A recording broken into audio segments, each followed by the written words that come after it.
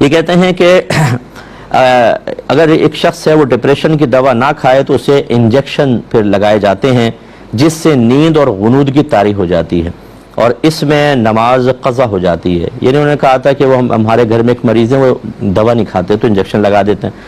تو اب جب نماز اس کی قضا ہوتی ہے اس نیند اور غنودگی کے عالم میں، تو اس کا وبال کس پر ہوگا اور کیا بعد میں اس کی قضا ہوگی؟ جی قضا تو بالکل ہوگی کہ وہ بے ہوش نہیں ہے، وہ نیند میں ہے، عالم غنودگی میں ہے، اور اس حالت میں جو نماز قضا ہوتی ہے اس کی قضا ادا کرنی ہوتی ہے. دوسری بات یہ کہ کیا وہ گناہگار ہوں گے کہ نہیں ہوں گے؟ تو نہیں ہوں گے. اگر واقعی وہ ایک علاج کی غرض سے استعمال کیے گئے ہیں، جیسے بعض اوقات بہت ہی سٹریس میں کوئی شخص ہوتا ہے تو اس کو اور نیند نہیں آ رہی اس کو، تو ڈاکٹرز ایسی گولی دیتے ہیں جس سے اس کو ذرا نیند گہری آتی ہے اور اس میں بعض اوقات نماز نکل جاتی ہے، تو گناہگار نہیں ہوگا. ہاں اگر کوئی سوئے اسی ارادے سے کہ اٹھنا ہی نہیں ہے، اچھا ہے گولی کھا کے سوؤں گا، نماز نہ پڑھنے پڑے، اس ارادے پہ گرفت ہے لیکن وہ نہیں ہے.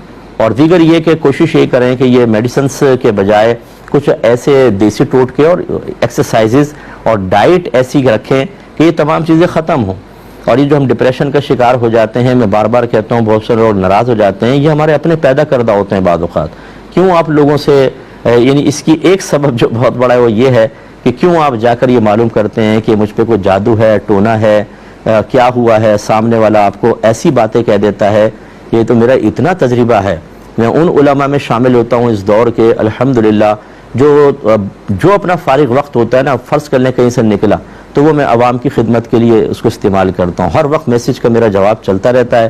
بس جب میں سوتا ہوں، کھاتا ہوں، اکیڈمی میں پڑھا رہا ہوتا ہوں تو میں اس سے محفوظ ہوتے ہیں، گاڑی ڈرائیو کر رہا ہوں یا جیسے پروگرام کر رہا ہوں بھی بلکہ یہ مسائل ورنہ ہمارا چلتا رہتا ہے. یہ میں اس لیے عرض کر رہا ہوں کہ ہمیں زیادہ پتہ ہے کہ لوگ کتنی مشکل میں ہیں، کتنے ذہنی دباؤ کے اندر ہیں. تو کوشش یہ کرنی چاہیے کہ ایکسرسائزز وغیرہ کے ذریعے کنٹرول کریں اور ان تمام ذرائع اسباب کو ختم کریں جو ہمیں ڈپریسڈ کر دیتے ہیں، جس کے بعد پھر میڈیسن کھانی پڑتی ہے، ان کے سائیڈ ایفیکٹس ہوتے ہیں اور آدمی بیمار ہو جاتا ہے. لیکن بہرحال مسئلہ وہ ہے جو ہم نے آپ کو عرض کیا کہ اگر وہ دوا نہیں کھا رہے ہیں اور واقعی ڈاکٹر نے ضرور قرار دیا انجیکشن لگا سکتے ہیں، اس کی غنودگی میں نماز نکل جائے تو انشاءاللہ گناہگار نہیں ہوں گے.